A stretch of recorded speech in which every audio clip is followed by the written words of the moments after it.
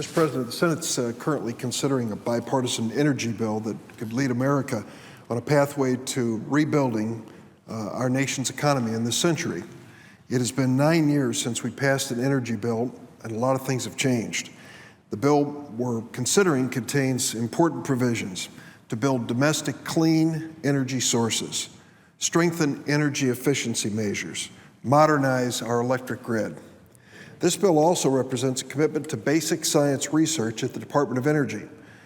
I believe we can and should do more than what the original bill proposes.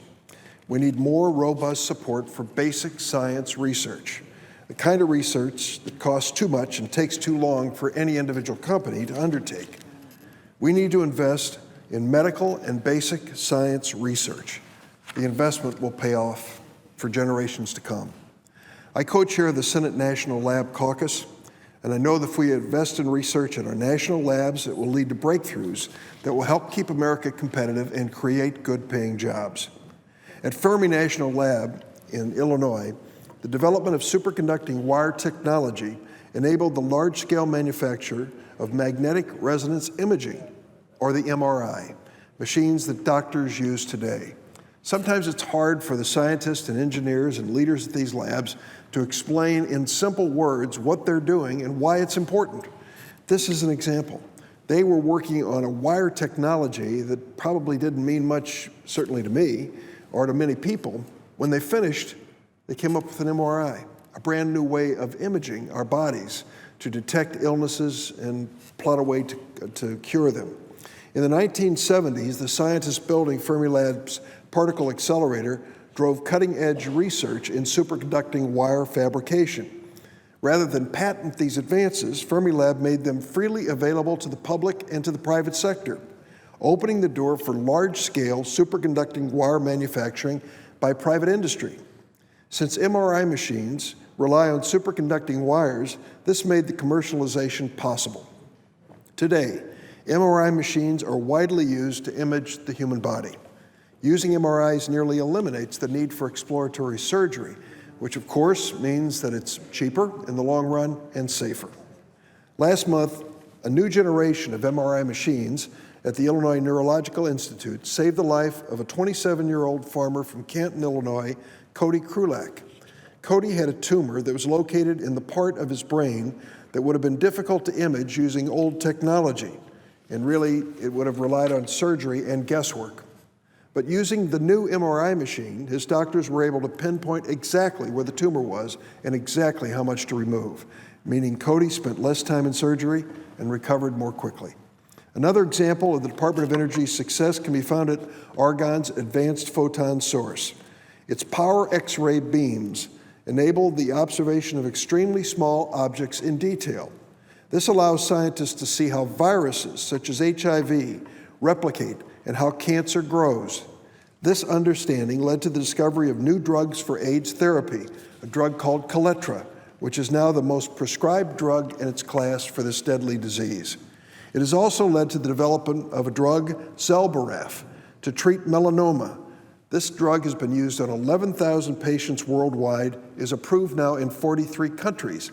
The research at this national lab really paved the way. Building and operating a facility like the Advanced Photon Source is too expensive and specialized for any single company to do. Only investment by America in its own Department of Energy can make something like this possible. Let me give you one final example on how the Department of Energy's Office of Science has had an impact on every American life. Researchers from Northern Illinois University, Fermilab, and Argonne teamed up to give a 10-fold boost to normal CT scanning capabilities. The result was a next-generation CT scanner that limits a patient's exposure to radiation while giving better images that allow doctors to more accurately detect and treat cancer and save lives. This research also led to two U.S. patents and spurred an Illinois startup company called Proton VDA through the National Institutes of Health Small Business Innovation Research Grant.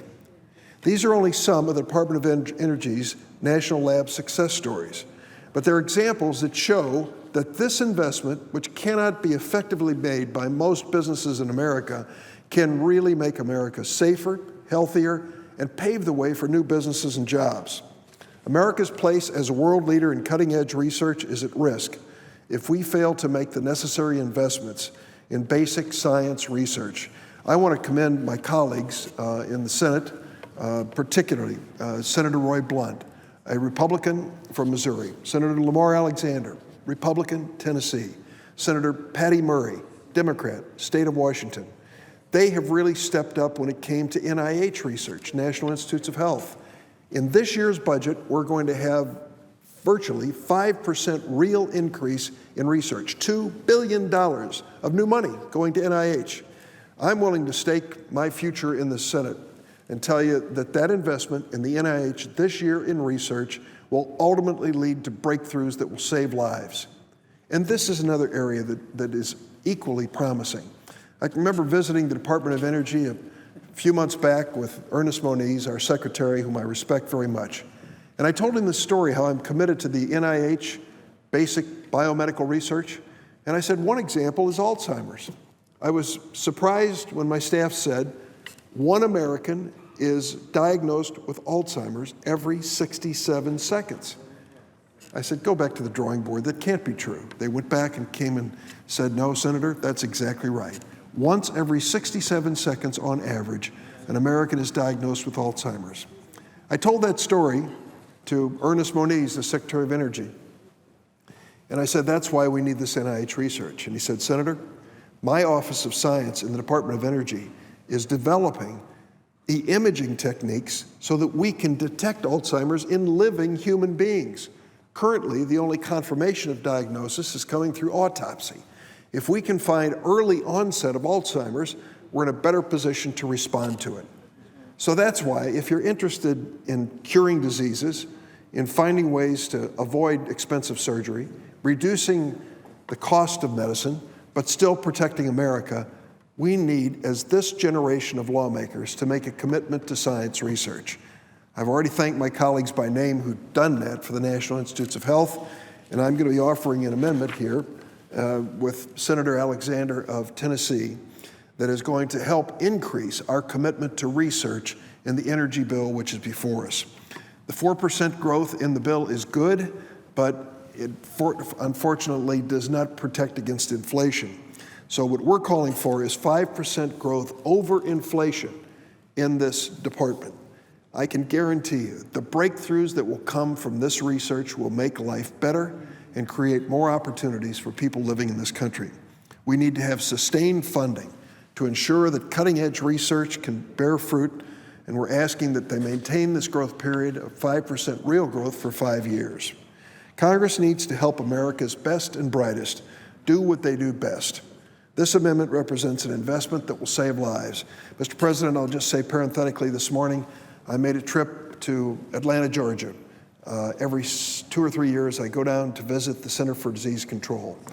This agency is not well known or well understood by most Americans. The Center for Disease Control in Atlanta, Georgia, is the first line in America's national defense when it comes to public health threats. We now have a mosquito called the Zika mosquito spreading a virus in Brazil to the point where women are being warned, now is not the time to be pregnant. If one of these mosquitoes should sting you and some of the virus be in your body, it could cause a miscarriage or some terrible defects in your baby. That's how dangerous it is. The front line of defense for the United States of America is the Center for Disease Control in Atlanta, Georgia. And as I walked through there and met with the pathologists, the doctors, the veterinarians, and others who work there, I saw this amazing array of extraordinary talent, people who are excited about their work, about making our country safer and the world safer. The Zika virus, of course, is our current threat, but there are many more. They faced the Ebola crisis in Africa, and luckily it did not spread beyond the few countries where it was first reported. So when we talk about investments in research by the United States federal government, it's research that's good for us and our families, and it's good for the world. I'll be offering this amendment probably this week with Senator Alexander and others to increase this commitment to research. It's an investment that will lead to new breakthroughs in this bill on energy, in scientific discoveries, energy innovation, and national security. This amendment strengthens the bill before us, helps us move toward a 21st century economy and a better world. I urge my colleagues to support it.